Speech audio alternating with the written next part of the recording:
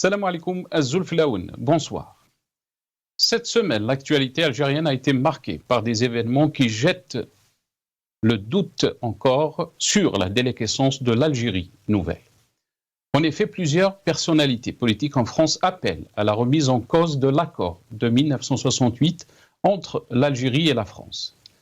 Un accord qui octroie certains privilèges aux émigrés algériens, après l'ancien ambassadeur de France en Algérie, Xavier Driancourt, qui a appelé à la suppression de l'accord de 1968 avec l'Algérie. C'est au tour de l'ancien Premier ministre d'abonder dans le même sens. Édouard Philippe, Premier ministre sous le premier quinquennat du président Emmanuel Macron, dans une interview accordée au journal L'Express, a souligné la nécessité de remettre en cause l'accord de 1968. Pour lui, les raisons qui ont conduit à la négociation et à l'adoption de cet accord et la situation actuelle laissent à penser qu'il est temps de revenir en arrière. Pourquoi donc ces appels à remettre en cause l'accord de 1968 entre l'Algérie et la France? Peut-on expliquer ces appels par l'instabilité politique de notre pays, mais surtout l'illégitimité de ce régime? Rappelons que ce dernier a été qualifié par M. Macron d'un système politico-militaire affaibli par le Hirak.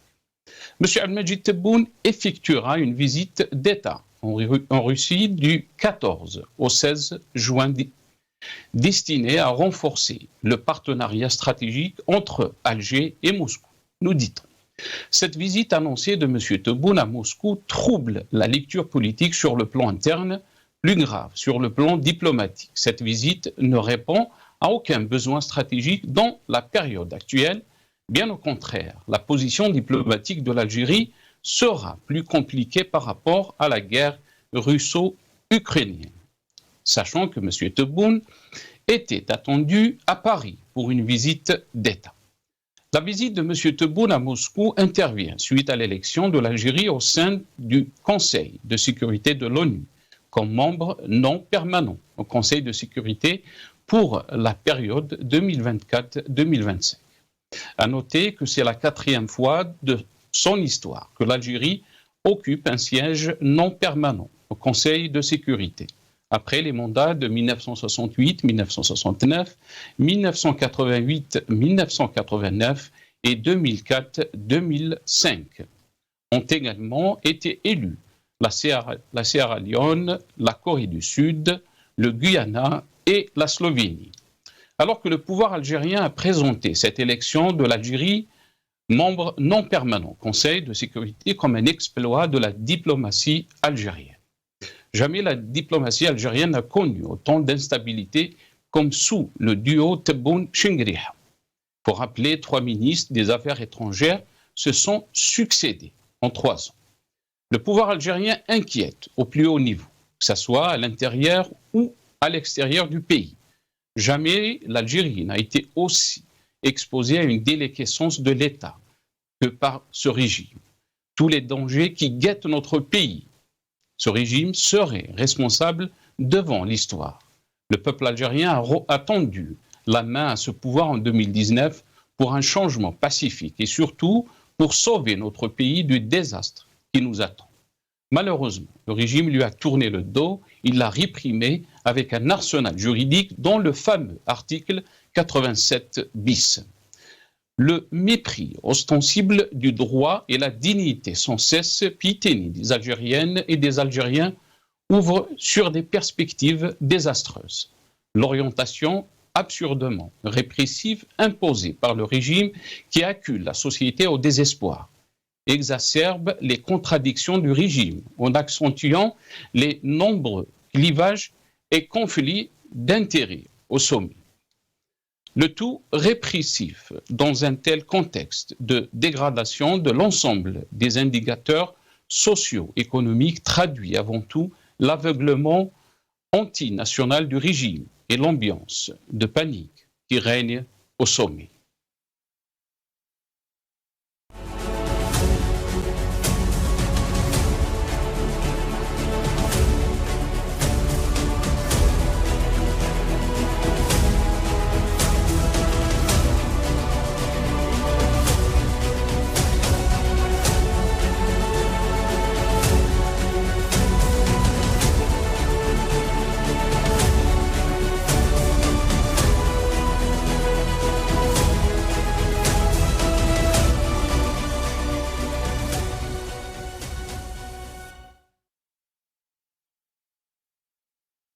Rétro-info de la semaine. Comme chaque samedi, on va revenir sur l'actualité qui a marqué donc les événements qui ont marqué l'actualité cette semaine. On aura avec nous dans cette émission Monsieur Hamid Lelou, directeur of Run for Democracy in Algeria. Il est avec nous depuis Washington via Skype. Hamid Lelou, bonsoir. Merci beaucoup d'avoir accepté l'invitation. Marhaba bik. Bonsoir et comme toujours, un plaisir d'être parmi vous. Merci, barakallahu fik. Comme j'ai le plaisir aussi d'accueillir M. Badardine Guerfa, militant politique, mais aussi militant du parti FIS, ancien cadre du FIS. Badardine Guerfa, bonsoir. Merci beaucoup d'avoir accepté l'invitation. Marhaba bik, salam alaikum. Salam alaikum, c'est moi qui vous remercie. Merci pour votre invitation. Je salue à votre invité et à tous les spectateurs qui suivent cette émission. Barakallahu fik, c'est Badardine. Il y a un petit souci, je pense, avec le son, mais on va essayer de régler ça avec les techniciens. Hamid Lelou, je vais commencer cette émission avec vous. On va commencer bien sûr avec la visite qui a été annoncée de M. Tebboune en Russie. Bien sûr, il y avait l'annonce qu'il y aura une visite en France, une visite d'État pour la mi-juin. Et là, on nous annonce que la visite sera effectuée donc à Moscou.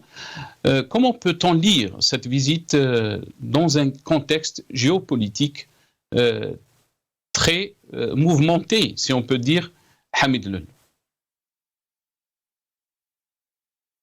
Je vais surprendre beaucoup de gens.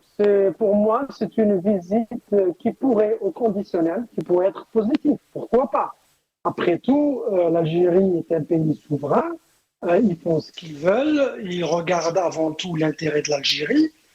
Et en tant que pays indépendant, le président va où bon lui semble. Et ce n'est pas un problème. Il l'a même dit, Tebboune. Moi, je l'appelle Tebboune parce que je ne le reconnais pas comme président, mais il a bien dit que nous sommes là pour travailler avec tout le monde et ce n'est pas parce que je travaille avec les États-Unis qu'ils vont m'imposer leur point de vue et m'empêcher d'aller en Russie et vice-versa. Ça, c'est la norme classique dans toutes les relations internationales et la diplomatie. Vos ennemis ne sont pas forcément mes ennemis. Donc, c'est tout à fait normal. Moi, je ne trouve rien d'extraordinaire à la visite de Tebboune en Russie. Bien sûr, vous avez cité le contexte international du fait que la Russie s'embrouille et s'embourbe dans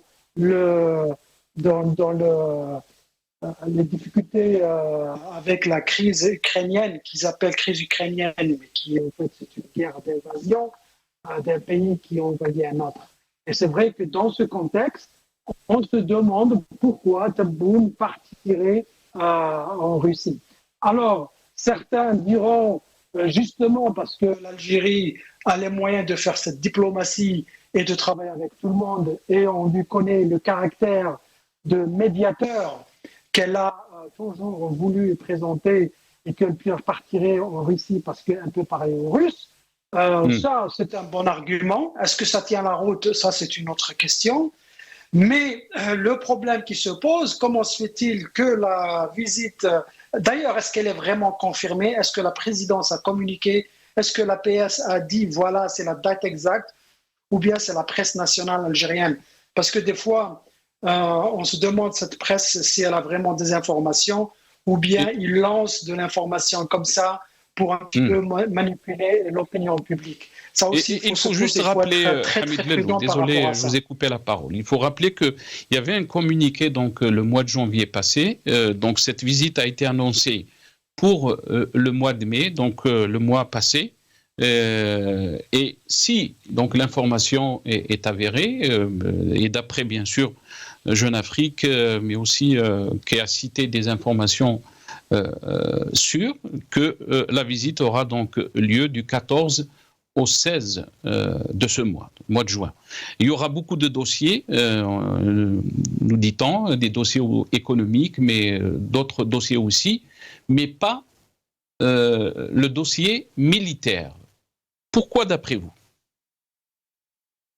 je pense que les annonces, vous savez, dans la diplomatie, il y a deux types de diplomatie. Il y a la diplomatie officielle et il y a la diplomatie qu'on appelle ici track to diplomacy. Donc, c'est la diplomatie informelle. Et ils ne sont pas obligés, quand ils font des déclarations comme ça, ils ne sont pas obligés de tout vous dire.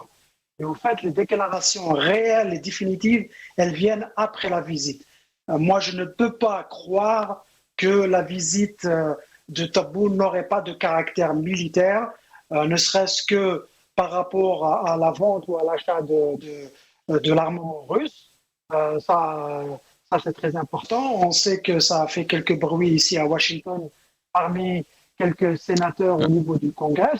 Et c'est ce que je voulais savoir, Hamid Lello, puisque vous êtes à Washington.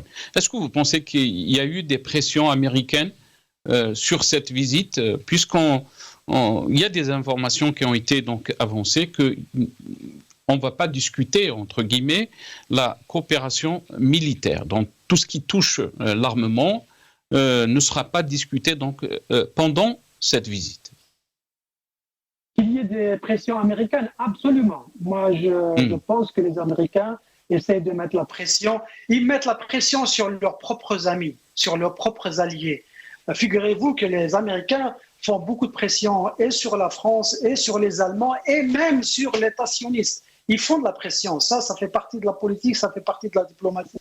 Qu'ils fassent de la pression sur l'Algérie, c'est tout à fait normal. Mais ça ne veut pas dire que c'est une pression négative. Ça ne veut pas dire qu'ils sont en train forcément de menacer le régime algérien. Au contraire, si l'Algérie, vu sa position, vu son positionnement, vu ses relations historiques avec la Russie, pouvait servir d'intermédiaire ou d'interlocuteur pour faciliter une certaine discussion, pourquoi pas? Parce que l'approche américaine, justement, par rapport à la Russie, elle a une approche très, très particulière. En général, quand vous faites la guerre ou bien vous êtes en conflit avec un pays, vous avez deux approches stratégiques. Alors, une approche stratégique, c'est de contenir l'ennemi et de le cerner dans un coin, ce qu'ils ont fait justement avec Saddam Hussein en 1991. C'était le but. Ils lui ont ouvert une porte pour le laisser sortir et repartir à Bagdad. Et il y a l'autre approche qui est l'approche de éliminer l'ennemi, comme ils ont fait encore avec Saddam Hussein en 2003, où le but stratégique, c'est de le faire enlever. Je pense qu'avec la Russie, ce qu'ils sont en train de faire, et je l'ai dit plusieurs fois, ils sont en train de le saigner à mort. Ils sont en train de saigner le régime de Poutine. Ils ne sont pas en train de l'éliminer, ils ne peuvent pas, ou bien ils ne veulent pas. Et si l'Algérie est un élément qui peut être utilisé pour s'approcher de Poutine, pour faire passer des messages... Mais est-ce que vous pensez que l'Algérie peut être un élément, Hamid Lello, sachant que aussi l'Arabie Saoudite veut jouer ce rôle, est-ce que l'Algérie peut être un élément pour jouer ce rôle, mais aussi parce qu'elle a les moyens de jouer ce rôle, Hamid Lello? C'est très bien que vous ayez mentionné l'Arabie Saoudite. Je dirais que l'Algérie, en dépit de son caractère antidémocratique, en dépit du fait qu'elle a un régime qui est vacillant, elle a un rôle à jouer. Maintenant, quelle est l'importance de ce rôle, sachant justement qu'elle s'est fait donner des coups de pied, on ne va pas utiliser les mots méchants, par l'Arabie Saoudite elle-même, qui l'a un petit peu balayé pendant les réunions avec la Ligue arabe, le retour de la Syrie, etc. Et je ne serais pas non plus étonné de voir ces mêmes États-Unis faire jouer les deux cartes, l'Arabie Saoudite et l'Algérie, pour surenchérir et les faire pousser à faciliter la discussion avec les Russes. C'est possible. Hein. Il ne faut pas mépriser le régime. Comme j'ai dit, moi, le régime, je le hais. Mais je ne laisserai pas ce mépris du régime, comment dirais-je, m'aveugler et dire qu'ils sont capables de rien du tout. Non, ils ont encore quelques cartes à jouer. Ils peuvent. Maintenant, ça reste à savoir quel est le niveau technique dans cette intervention ou cette médiation diplomatique probable. Et pourtant, beaucoup d'observateurs aussi ou de spécialistes de la diplomatie vous diront aussi que le dossier de la diplomatie algérienne est chrysogène. On voit la situation par rapport à l'Espagne, par rapport aussi au Maroc, ce qui se passe. Restez avec nous, Hamid Lellou. Badreddine Guerfa, quelle est votre lecture par rapport donc à cette visite surprise, si on peut dire, à Moscou, qui a été annoncée donc cette semaine à partir de mercredi, donc du 14 au 16, nous dit-on. Mais aussi, on parle que la visite en France a été reportée. On a avancé des dates pour la rentrée, pour septembre prochain. Votre vision des choses, Badreddine Guerfa? D'abord, les visites d'État à État, c'est monnaie courante dans les relations internationales. Donc, que l'Algérie, quel que soit le régime qui est en train de mener la barque algérienne, qu'il ait de relations avec X ou Y, avec la Russie ou avec les États-Unis ou avec la France ou avec n'importe quel autre État, c'est chose tout à fait normale. Mais quand même, l'opacité de notre régime fait que chaque pas qu'il fait laisse les Algériens se poser un certain nombre de questions. Bien entendu, les relations internationales, c'est des relations qui sont complexes. Il y a des choses qui se font dans la clarté, d'autres qui se font sous la table, et c'est ce qui fait la force de la diplomatie. Et aussi la diplomatie, toujours la diplomatie, elle est faite aussi en fonction de la puissance de tel ou tel État. Maintenant qu'un État soit le facteur essentiel dans une région, c'est monnaie courante, mais ça dépend de la puissance de cet État. Bien sûr, l'Algérie, en tant que pays ou en tant qu'État ou en tant que régime, bien sûr, il a certaines cartes à jouer, mais d'autres puissances qui ont beaucoup plus de force peuvent, c'est comme un jeu d'échecs. Il peut faire avancer ce pouvoir, l'utiliser dans une relation quelconque avec un autre État, etc., etc. Malheureusement, ce qui fait mal, c'est que peut-être que l'Algérie, elle peut jouer le rôle, malgré tout ce qui se passe en Algérie, le rôle de puissance au niveau, par exemple, par rapport à la Tunisie, par exemple. Mais par rapport à d'autres pays, on le trouve, la diplomatie algérienne, on ne la trouve pas. C'est ce qui se passe, par exemple, en Libye. Donc, au Sahel, les Algériens, le pouvoir algérien ou l'État algérien, il a certaines cartes aussi à jouer. Maintenant, pourquoi cette visite surprise en Russie? Comment je ne serai pas sincère avec vous ni avec moi.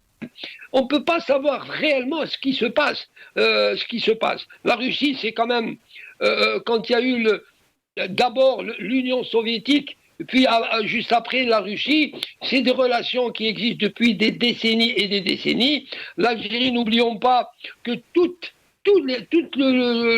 l'arsenal, les armes pratiquement viennent de Russie. Donc, pourquoi je ne peux pas vous donner, je peux pas vous donner de réponse. Souvenez-vous que ce qui devait se passer à Béchar entre l'armée russe et l'armée algérienne, finalement, il ne s'est pas passé. Pourquoi? Est-ce que c'est une intervention des États-Unis? Est-ce que c'est une intervention de la France? On ne peut pas savoir, mais ce qui est sûr, c'est que je pense que l'Algérie, vu son état actuel à l'intérieur du pays, les cas sont vraiment très limités, et sa force est vraiment réduite pratiquement au très bas niveau. Mais quand même, j'espère que malgré ça, l'Algérie essaiera de tirer son épingle. Il y a une internationale, justement, où toutes les relations internationales, il y a un chamboulement dans les relations internationales, justement, depuis la guerre russo-ukrainienne, disons la guerre de l'Occident et la Russie. Mais c'est pour ça que, normalement, le pouvoir algérien doit travailler pour pour qu'il y ait une grande démocratie en Algérie, pour pouvoir œuvrer pour un changement dans les relations internationales, pour un nouvel ordre, non seulement économique, politique et diplomatique dans le monde. Vous avez mentionné, Badr Dinguerfa, la position de l'Algérie ou la faiblesse, bien sûr, diplomatiquement de l'Algérie, si on peut dire ainsi. Est-ce que vous pensez qu'on peut faire le lien par rapport donc à ces appels cette semaine, ces derniers jours, ces appels à la remise en cause donc des accords ou de l'accord de 1968 entre l'Algérie et la France? On a entendu bien sûr dernièrement l'ancien Premier ministre français, Édouard Philippe, qui a donc appelé à revoir ces accords. Est-ce que vous pensez que l'Algérie inquiète au plus haut niveau, Badr Dinguerfa? Écoutez, quand c'est Édouard Philippe qui parle, quand c'est l'ancien ambassadeur en Algérie, l'ambassadeur français qui parle, c'est certainement certains cercles, il parle pour la France, en tout cas, il parle pour la France, bien qu'il n'ait pas qu'il soit pas un officiel mais les accords de mai 68, ou là les accords d'Évian, ou là tous les accords économiques, dans un pays, la France quand même est souveraine, mais l'Algérie aussi normalement doit être un État souverain. Et tous les accords sont appelés à être revus, il n'y a aucun problème. Dans la mesure où et chacun bien entendu chauffe masalah de son peuple, de son pays. Est-ce que l'Algérie est dans cette position? J'ai bien peur que ce qui est en train de se passer, c'est beaucoup plus une petite pression, pour dire en arabe, ibtizaise, peut-être, pour avoir d'autres dividendes, parce qu'ils savent. Le gouvernement français sait que la position du pouvoir, je ne parlais pas de l'Algérie, du pouvoir algérien, elle n'est pas en bonne position, vu ce qui se passe le bled, vu les légitimités. Est-ce que vous pensez que ce pouvoir ou ce régime expose l'Algérie l'ibtizaz اللي تكلمت عليه? Justement, c'est pour ça que nous appelons, nous, de l'intérieur du pays, à la raison. Nous appelons à la raison, nous appelons tout le monde à la raison. Que ce soit les gens qui ont le gouvernement dans le pouvoir algérien, ou les autres partis, ou les hommes politiques, nous les appelons tous à la raison pour essayer de donner une puissance à l'Algérie. Et cette puissance de l'Algérie ne pourra se construire que sur quand il y a une véritable démocratie, quand il y a la parole reviendra au peuple, quand il y a une liberté pour la presse, les médias lourds, quand il y a une justice indépendante, quand il y a un équilibre des pouvoirs, à ce moment-là, le gouvernement issu d'élections libres en Algérie aura derrière lui tout le peuple algérien dans toutes ces tendances. C'est pour ça qu'on a peur pour l'Algérie. C'est pour ça qu'on a peur. Mais malgré ça, quand même, nous sommes des Algériens. Nous avons peur. Même le pouvoir où Ali Manech d'accord avec الخرجات السياسيه تاعو, mais malgré ça الجزائر نادي لازم تبقى pour le pouvoir justement, parce que اذا كان راحت الجزائر c'est خلاص, on pourra plus rien faire. احنا ما لازمش نكونوا un état fonctionnel, un état justement. Nous voulons, notre espoir, c'est de devenir un état فاعل في les relations internationales. Parce que nous avons toutes les aptitudes pour pouvoir être une puissance réellement au niveau régional. Ou dans le bassin méditerranéen, nous avons toutes les aptitudes, soit au niveau historique, au niveau géostratégique, au niveau la majorité sont des jeunes, au niveau في الباسان ميديتيراني عندنا كلمتنا نقولوها dans la mesure où la raison ترجع والكلام ولي Algériens pourront se parler entre eux وين نرجعوا نعودوا ان بيي وين l'université تعود حاجه حقيقيه اللي تدير لو بلوس اللي يسحقوا الشعب الجزائري. Lorsqu'on verra si Nasser des hommes politiques يديروا des conférences dans les grandes universités algériennes وين les étudiants يكون عندهم الكلمه في لي ديبا بوليتيك اي ايكونوميك في اليونيفرسيتي الجيريان. نهار لي سانديكات تاع لي ستوديون في الجامعات ما يعودوش يتكلموا على الماكله وعلى لا كونتين وعلى لو ريستورون وعلى لي ترونسبور. نعودوا نطرحوا لا توت لي بروبليماتيك سواء تاع ناسيونال ou international. يومها جو سوي سور que l'Algérie a son mot à dire, comme on l'avait Bekri. N'oublions pas que des siècles avant la Méditerranée, quand même, quand on a kilomètre الجزائر في الباسين méditerranéen. Restez avec nous, Badardine Gerfa. Hamid Lellou, on va juste écouter ce qu'a déclaré Al-Majid Tebboune par rapport donc à cet accord qui lie l'accord de 68, qui lie donc l'Algérie et la France. On l'écoute. تقليص التأشيرات قضية سيادية كل دول بما فيها احنا، بشرط أنها تحترم اتفاقية إيفيان واتفاقيات 1968 اللي تملي بعض الإجراءات.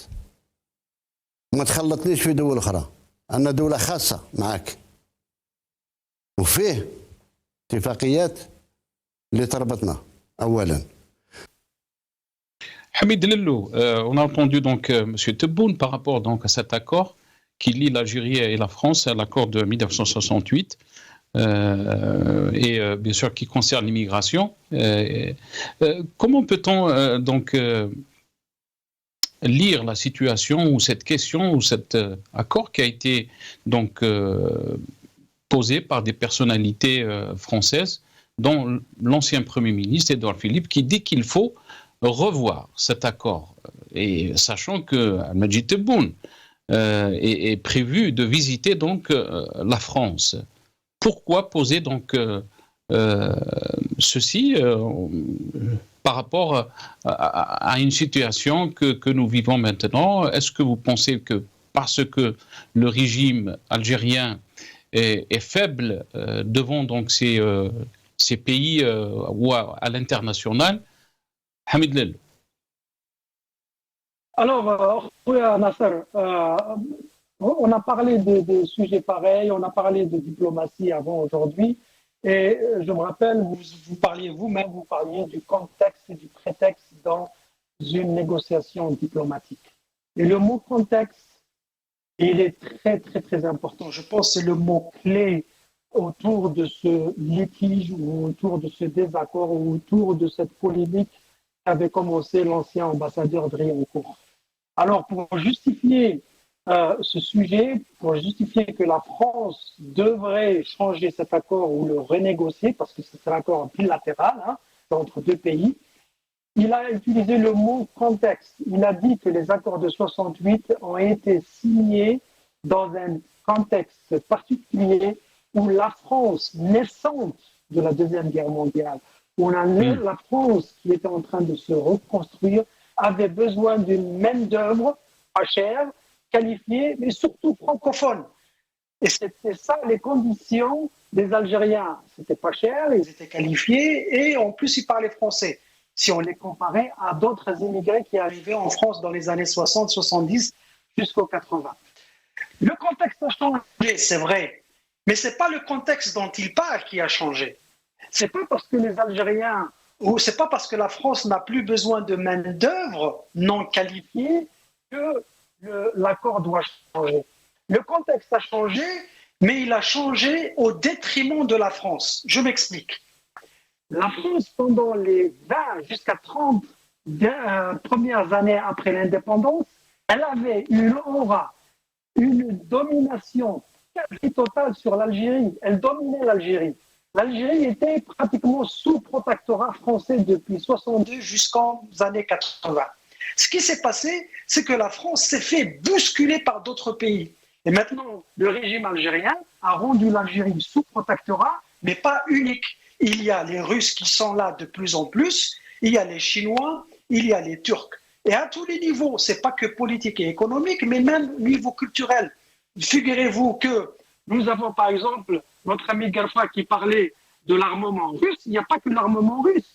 L'armement algérien, il est à 80% ou 90% russe, mais il y a aussi la formation de tous les agents de services algériens sont de formation KGB. Donc il y a l'influence russe, il y a l'influence chinoise qui est économique, la construction, l'infrastructure, les crédits, il y a la Turquie. Tous les touristes algériens maintenant qui partaient en Algérie pour des soins médicaux, maintenant c'est la Turquie, etc., etc. Donc le contexte a changé. Par contre, il y a aussi un autre contexte qui est aussi au désavantage de l'Algérie. D'accord, vous voulez arrêter l'immigration clandestine, je vous donne ça, vous avez raison. Et alors n'encouragez pas la fuite des cerveaux, parce que d'un côté, vous bloquez le passage au Haraga, qui eux sont en train de chercher à manger à droite et à gauche, et vous laissez tous les cerveaux algériens qui ont été formés par l'école algérienne, sur lesquels on a investi plus de 15 à 20 ans, et vous récupérez ça comme ça, gratuitement. Les médecins, les ingénieurs, les architectes, les chercheurs, les scientifiques algériens, on en connaît, ils sont par milliers. Il n'a jamais parlé de ça, parce que ça arrange la France, parce que le contexte, justement, il a changé, mais il a changé contre les Français, parce que il y a d'autres acteurs qui rentrent en jeu, comme j'ai dit, les Chinois, les Russes et les Turcs, mais aussi il y a les Algériens qui fuient l'Algérie et qui sont hautement qualifiés et dont l'Algérie a besoin. Et pour finir sur les accords de 68, dont on ne connaît pas les soubresauts, parce que même Driancourt lui-même, il disait seulement quelques juges et avocats français avertis, c'est-à-dire qu'ils connaissent le sujet, mais d'autres ne le connaissent pas. Qui a profité de ça ? À votre avis, c'est la nomenclature algérienne, c'est les oligarques algériens. Ils connaissaient cette loi, c'est grâce à ces lois que leurs enfants eux-mêmes, ils ont des résidences, ils ont des acquis en France, ils ont la nationalité. Est-ce que c'est l'Algérien lambda ? Est-ce que c'est l'Algérien Et c'est pour ça qu'il y a eu cette réponse du pouvoir algérien. Et c'est pour ça qu'il y a eu la réponse, parce que ça touchait donc les enfants des responsables, leurs familles. Et oui.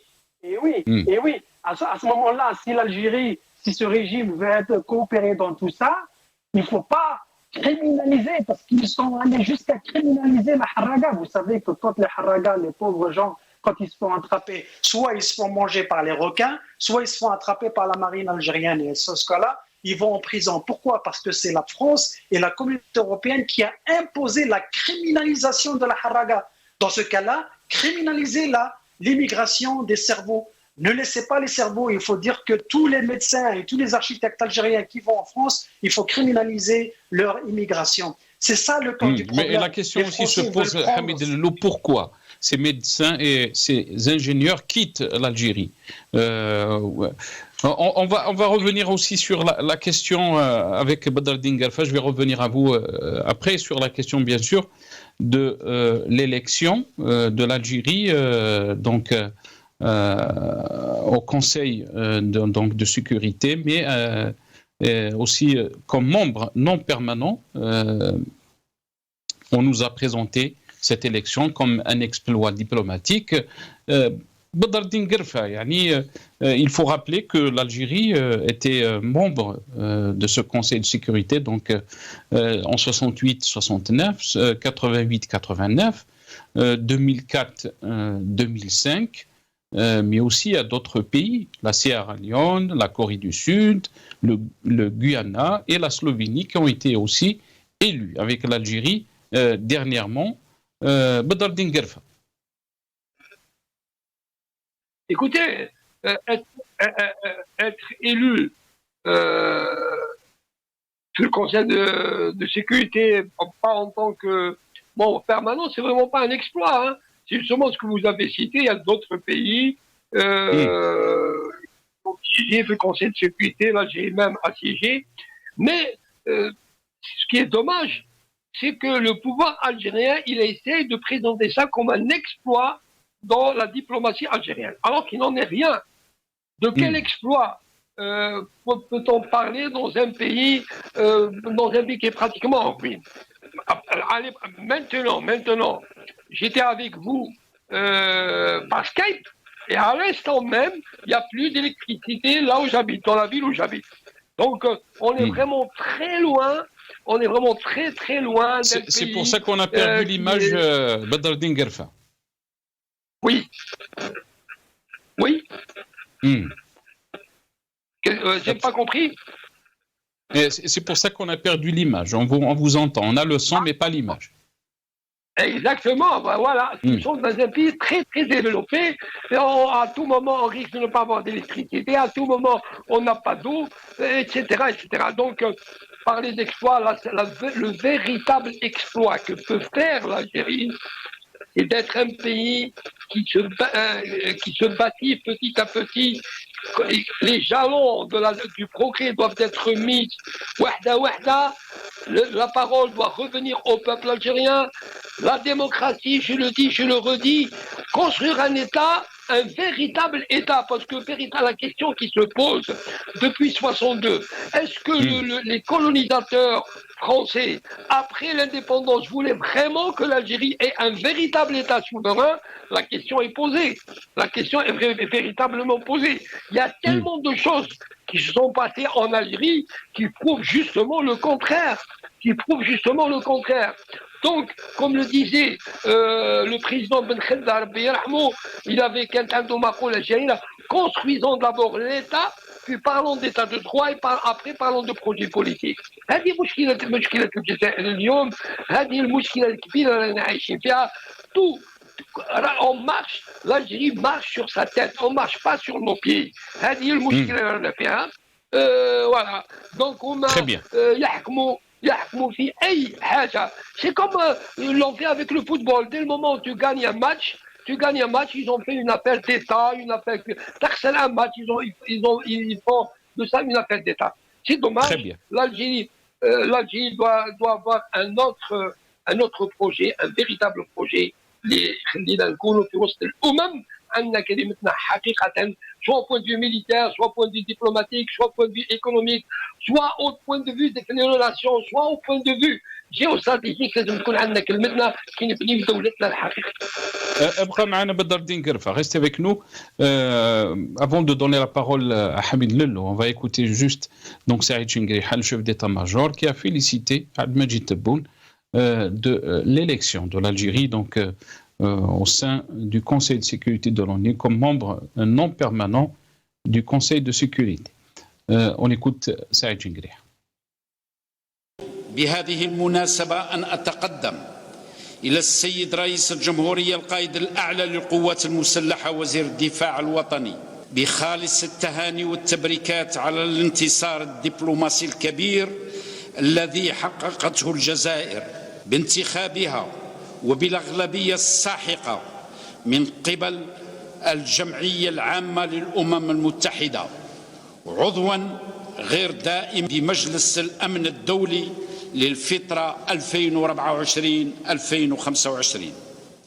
هذا انتصار يؤكد مرة أخرى تقدير المجتمع الدولي للجزائر ولدبلوماسيتها المعروفة بالمواقف الصريحة والثابتة.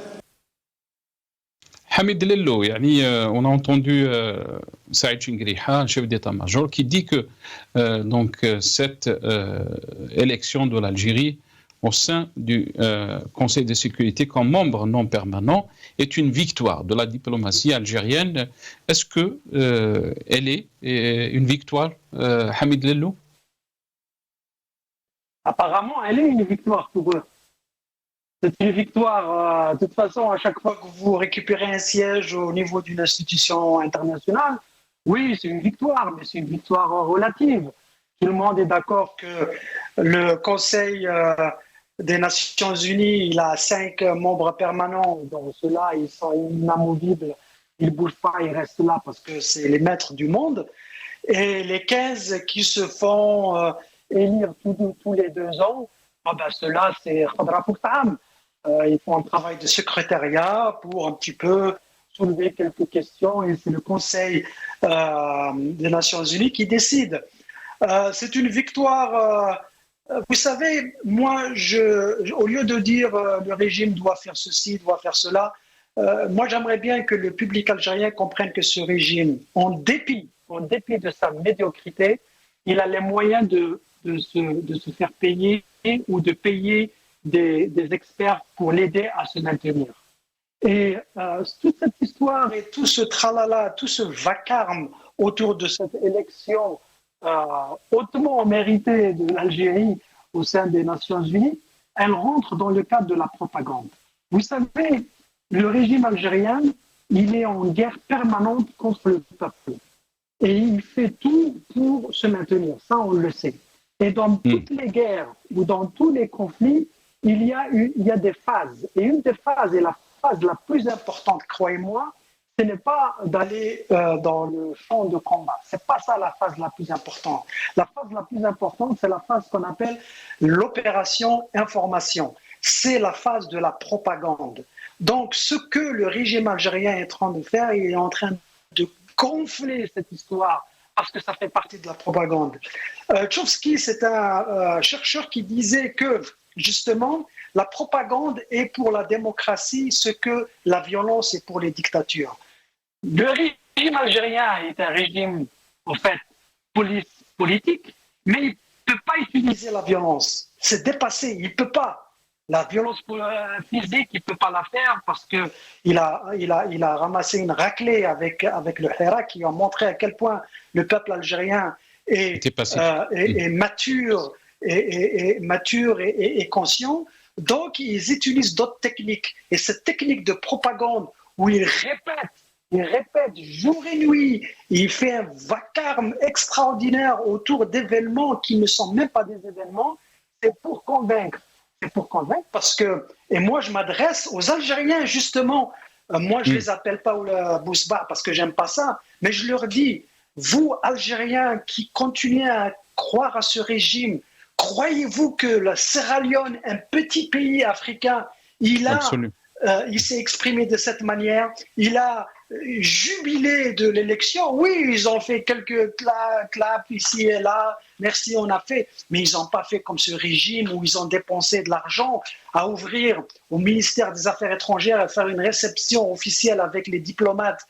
Ils doivent mourir de rire, ces diplomates qui sont à Alger, et se dire on est invité parce que l'Algérie dire aussi que il a rappelé, Hamid Lellou, que les puissances internationales, par cette élection de l'Algérie, est une reconnaissance des valeurs de la diplomatie algérienne. Mais vous avez rappelé aussi que même le Sierra Leone a été élu dans cette pour donc 2024-2025, la période 2024-2025, donc avec l'Algérie. Pourquoi le régime se comporte ainsi, Hamid Lellou, très rapidement? Parce que justement, dans les normes et les traditions diplomatiques, quand vous faites quelque chose, on vous félicite, c'est tout à fait normal. Ils n'ont pas créé ça, il y a des ambassades, il y a des ministères des Affaires étrangères de pays importants, moins importants, qui envoient des messages de félicitations. C'est tout à fait normal, c'est tout à fait normal. Maintenant, ils gonflent, ils peuvent pas mentir à la communauté internationale, la communauté internationale le sait, mais le jeûne continue parce que ça fait partie de la diplomatie et on vous félicite, merci, vous faites partie des Nations Unies, c'est tout à fait normal, ça c'est tout à fait normal. Le plus important pour nous, c'est pourquoi ils font ça aux Algériens. Et je l'ai dit, c'est de la propagande. Vous répétez le mensonge, vous le répétez maintes et maintes fois, vous arrivez à convaincre les plus sceptiques, vous arrivez à convaincre ceux qui sont contre vous. C'est tout à fait normal. Est-ce qu'on est arrivé, à cette politique du HEF, comment est appelé en Algérie, on a vu donc cette question de l'élection de l'Algérie, mais on va revenir aussi sur l'initiative qu'on a vue cette semaine, l'initiative de l'Mchiml, comme on l'a appelé. On regarde cette intro et on revient très rapidement à nos invités.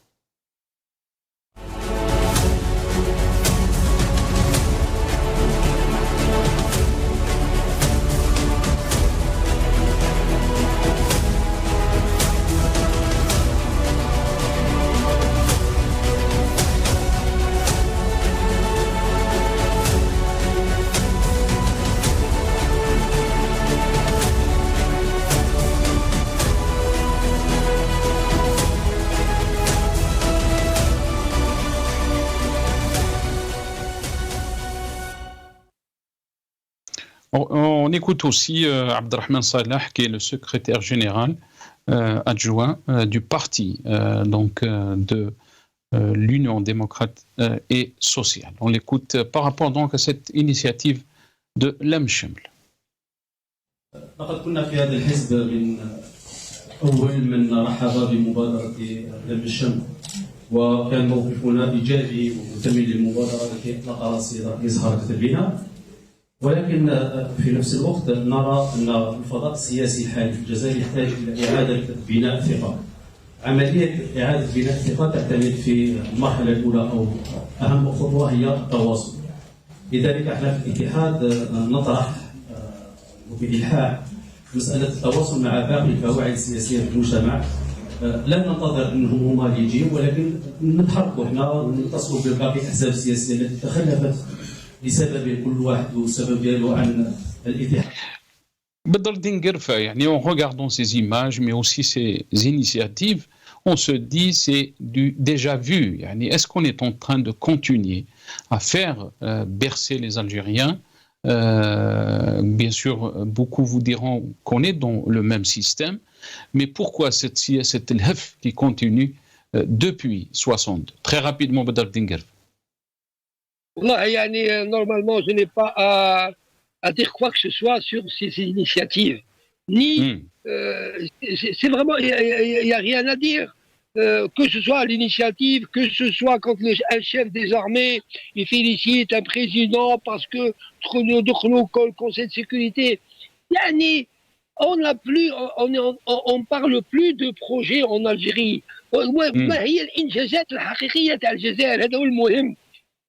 Est-ce que مثلا سمعنا الجزائر بعد الساتيليت باش يكون انترنت بيسون في الجزائر؟ اسكو سمعنا في الجزائر عاد une puissance مثلا في quoi que ce soit en économie؟ هل on a construit des avions militaires, des porte-avions؟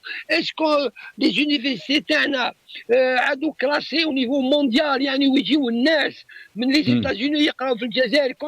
dans les siècles passés كانت الناس تجي من اوروب تقرا في بجايه ابوجي. هل اليوم هذا الشيء مطروح؟ اليوم ناناليزيو قال فلان قال فلتان انيسياتيف تاع بن قرينه وغيره. كي سون سي زوم؟ هذا عيب كي نقولوا حتى سي دي زوم بوليتيك ولا سي دي بارتي بوليتيك. هذا الناس كي سون اون تران دو فير باش يقدموا للجزائر حاجه؟ اسكو الجزائر a besoin de ces initiatives? L'Algérie, خويا ناصر, elle est en train de tourner en rond. قاعدين ندوروا le problème ها وهنا et on tourne en rond et on ne veut pas crever l'abcès qui va guérir l'Algérie de ces maux qui durent depuis des décennies pour pouvoir باش تقلع الجزائر. Il a les capacités, je le dis باش تقلع. اما c'est parti initiative ou pas initiative pour les Algériens c'est du 3 fois rien, absolument 3 fois rien. Je voudrais terminer parce que je crois que c'est le moment. Peut-être que je serai absent pendant 2 mois pour des raisons personnelles. J'espère vous retrouver après 2 mois, Inch'Allah. Inch'Allah, si Bedreddine. Inch'Allah, on va vous revoir bien sûr en bonne santé. J'espère aussi que vous soyez parmi nous quand vous serez disponible. Hamid Lello, très rapidement, me dit que le temps de l'émission est terminé, mais on est en train de tourner en rond, est en train de dire Bedreddine Guerfa, مازلنا في سياسة الهف. Hamid Lello, on nous parle de injazat, diplomatie, on nous parle d'initiatives politiques, très rapide. Alors, je ne sais pas, des fois le hasard fait bien les choses. La vidéo que vous venez juste de montrer confirme ce que je disais sur la propagande. Et si vous revoyez la vidéo, je suis sûr que vous savez pourquoi vous l'avez mise. L'interlocuteur disait At-tawassul. Qu'est-ce que ça veut dire tawassul? C'est la communication, c'est la propagande. Voilà le but. Le but maintenant pour eux, c'est de mobiliser l'armada qu'ils ont, les partis politiques. Est-ce que vous pensez que l'optique, c'est les élections de 2024 présidentielles? Absolument. Quoique c'est dans la forme, parce que moi, je ne suis pas de ceux qui disent les élections. C'est pas le plus important, c'est pas les élections. Le plus important, c'est que cette oligarchie ouverte, ce pouvoir caché, ils sont en train de discuter. Est-ce qu'ils vont remettre Tebboune sur la selle ou bien ils vont mettre quelqu'un d'autre. Et c'est là, quand cette décision est prise, la décision prise, elle sera finale. C'est pas les élections. Les élections, c'est... Par contre, moi, j'aimerais bien conclure avec 10 votre secondes, éditorial. 10 secondes, Allah yabarak. Oui, votre éditorial, vous avez dit, est-ce que tout cela relève de l'aveuglement antinational du régime algérien? Grande question, et merci pour cette question. Merci Hamid Lello. Yatek Saha Hamid Lello, qui était avec nous donc depuis Washington, directeur of Run for Democracy in Algeria. Je remercie aussi Badr Dingerfa, militant politique. Il était avec nous depuis Alger. Merci à vous d'avoir suivi cette émission. Yatekum Saha, bqaw ala khair.